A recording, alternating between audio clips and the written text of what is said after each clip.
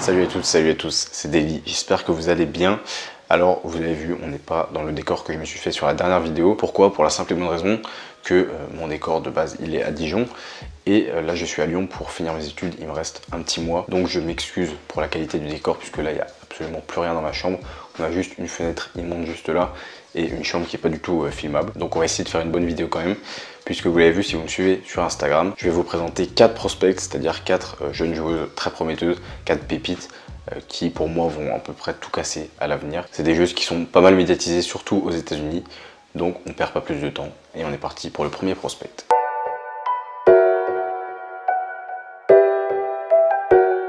On commence avec un cas particulier puisque c'est une joueuse qui a déjà été draftée. Il s'agit de Sabrina Ionescu que vous devez connaître si vous suivez un petit peu le basket féminin aux États-Unis. Pour être draftée en WNBA, il faut avoir au moins 22 ans. Elle les a eu l'année dernière, donc elle a été draftée en première position en provenance de la fac d'Oregon.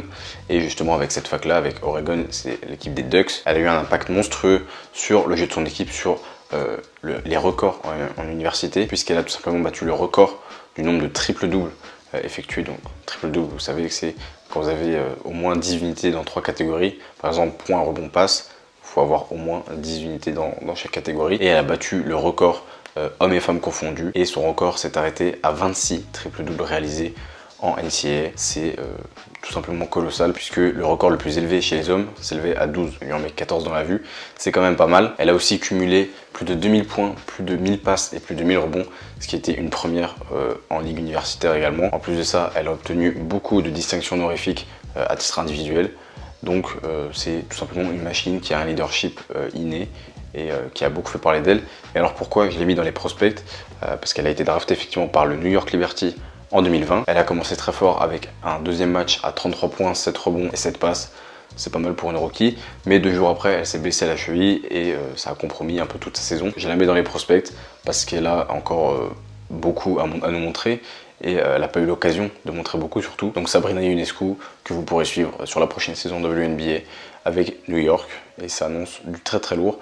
Et on passe tout de suite au deuxième prospect.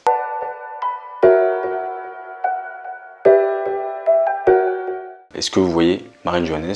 Eh bien, pour moi, c'est un diamant brut de la même catégorie, de la même famille, mais avec encore plus de potentiel. Ça a été la première joueuse de lycée à faire la couverture du célèbre magazine Slam. D'ailleurs, c'était une petite anecdote, elle a répondu quand on lui a demandé est-ce qu'elle était fière de faire ça. Elle a dit mais pourquoi moi? Qu'est-ce que j'ai de plus que les autres? Et c'est vraiment un des plus gros talents qu'on ait vu aux États-Unis depuis des années. Elle s'inspire de Diana Taurasi, elle s'inspire de Kyrie Irving.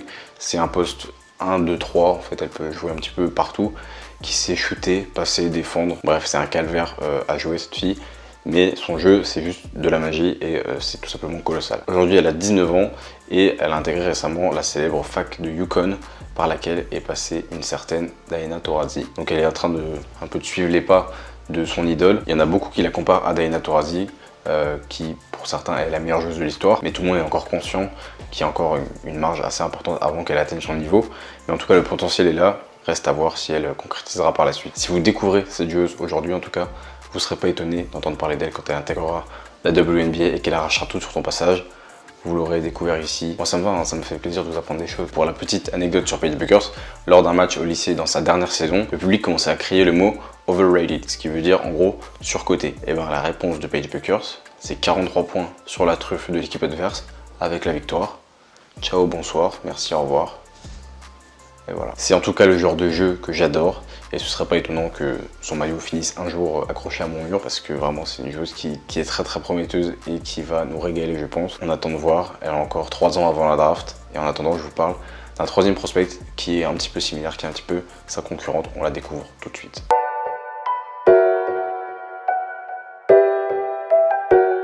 Notre troisième joueuse, il s'agit de Hailey Van Lith, qui est de la même génération que Paige Bueckers, qui sont coéquipières aussi au sein de Team USA dans les équipes de jeunes.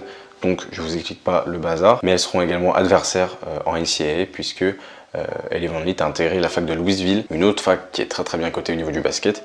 Et il faut savoir que les médias ont un petit peu créer cette rivalité entre les deux puisque c'est un petit peu le même profil. Vous avez les deux joueuses blondes qui sont à peu près à 1,75 à 1,80. Paige Bueckers c'est droitière, elle est Van Vliet, elle est gauchère. Elle joue poste 2 et c'est une machine de fondamentaux. Vraiment, elle a un jeu qui est très propre. Elle est très rapide, donc si vous défendez sur elle, vous prenez une paire d'attelles pour vos chevilles parce que sinon c'est plié. Hailey Van Lith, elle jouait au lycée de Cashmere dans l'état de Washington et pour sa saison junior, donc ses premières saisons, elle a réalisé une saison à 34 points, 8 rebonds, 5 passes, 5 interceptions de moyenne, un record personnel à 52 points et un record de shoot à 3 points marqué sur un match de 12 3 points. Ça c'est son année junior, bon, qu'on se mette d'accord. Et après, quand vous vous inquiétiez, en senior, elle fait une saison à 33 points, 10 rebonds et 5 passes de moyenne.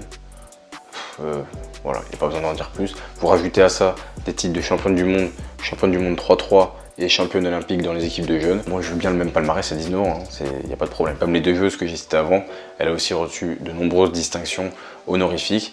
Et c'est une joueuse dont on va beaucoup entendre parler, je pense, dans les années à venir. Surtout avec cette rivalité avec Paige Bueckers. En plus, elle a un mental de fou, elle a une volonté qui est incroyable. Donc, pour l'instant, Sabrina Ionescu, Paige Bueckers et Hailey Van Lith, c'est 3 joueuses que j'ai hâte de suivre à l'avenir.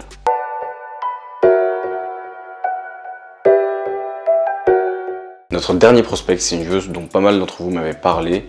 Elle est lituanienne, elle a 15 ans. Il s'agit de Juste Jositie, comme ça vous savez comment ça se prononce au passage. On a eu pour l'instant le prospect déjà drafté, on a eu 2 prospects qui sont en bonne voie pour être draftés. Et là, vous avez Babyface qui a 15 ans. Et normalement, tu sors de la catégorie minime, si je dis pas de bêtises, à cet âge-là. Sauf que quand tu fais 1m85, que tu as des mains en or et un QI basket bien au-dessus de la moyenne, et ben tu joues à l'Asvel, tu joues en Euroleague et tu es international lituanienne à 15 ans. Voilà, ça c'est pour vous poser le décor. Alors on pourrait se dire qu'être international à 15 ans, c'est jeune. Oui, c'est jeune. Sauf que elle est devenue internationale à 13 ans. À 14 ans, elle dispute l'Euro U16 avec la Lituanie, donc elle est surclassée, elle a 2 ans de moins que celle qui joue la compétition, et elle tourne à 20 points et 8 rebonds de moyenne. Et les Françaises s'en souviennent puisqu'elle leur a mis la misère alors qu'elle avait 2 ans de moins que tout le monde. En club, elle jouait aussi à 14 ans au sein de la première division lituanienne et elle tournait avec les seniors à 15 points et 5 rebonds de moyenne. Ça paraît des stats pas complètement dingues comme ça, mais quand on a 14 ans, faut y aller. Et après avoir fait autant parler d'elle, notre Tony Parker national, il n'a pas voulu rater l'occasion et Juste s'est engagé avec l'Asvel qui lui propose aussi un accompagnement sur son cursus scolaire avec la Tony Parker Academy que vous connaissez peut-être, qui a pour but de combiner la passion des sportifs, donc là en l'occurrence jouer au basket, et avoir un cursus scolaire qui est suivi et bien accompagné. Donc c'est un projet qui est très intéressant pour elle. Elle a commencé en jouant qu'avec les espoirs, puis elle a intégré le groupe professionnel de l'Asvel quotidiennement et maintenant elle grappille quelques minutes en Euroleague. Le jour où les matchs avec public reprendront, si l'Asvel joue pas loin de chez vous, foncez voir le phénomène puisque vous allez entendre son nom, je pense, un paquet de fois, sachant qu'elle a encore seulement 15 ans et la draft elle est éligible à partir de 22 ans, donc vous avez encore 7 ans devant vous pour l'avoir en Europe. Et il va falloir qu'elle fasse un petit peu ses armes aux côtés du monde professionnel parce qu'en plus en France on a un championnat qui est, je pense, au niveau global un des meilleurs championnats, si ce n'est le meilleur championnat en Europe, donc c'est très bien qu'elle soit en France pour évoluer et progresser. Et voilà pour ces 4 pépites que je viens de vous présenter.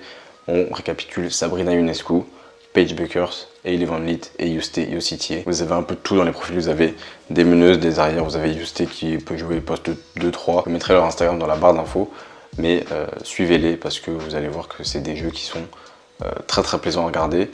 Et je pense qu'elles peuvent faire des misères quand elles vont arriver dans le monde vraiment professionnel. Alors évidemment, il y a beaucoup d'autres prospects que j'aurais pu vous présenter. J'ai voulu en prendre 4 pour pas s'éparpiller trop non plus. J'ai voulu prendre celles qui faisaient le plus parler d'elles médiatiquement parlant. Si vous voulez que je vous présente d'autres prospects, donnez-moi les noms en commentaire des filles que vous voulez que je vous présente. Mais c'est aussi important de connaître les jeunes qui arrivent. J'aimerais bien d'ailleurs faire une vidéo dans un centre de formation, ça pourrait être intéressant.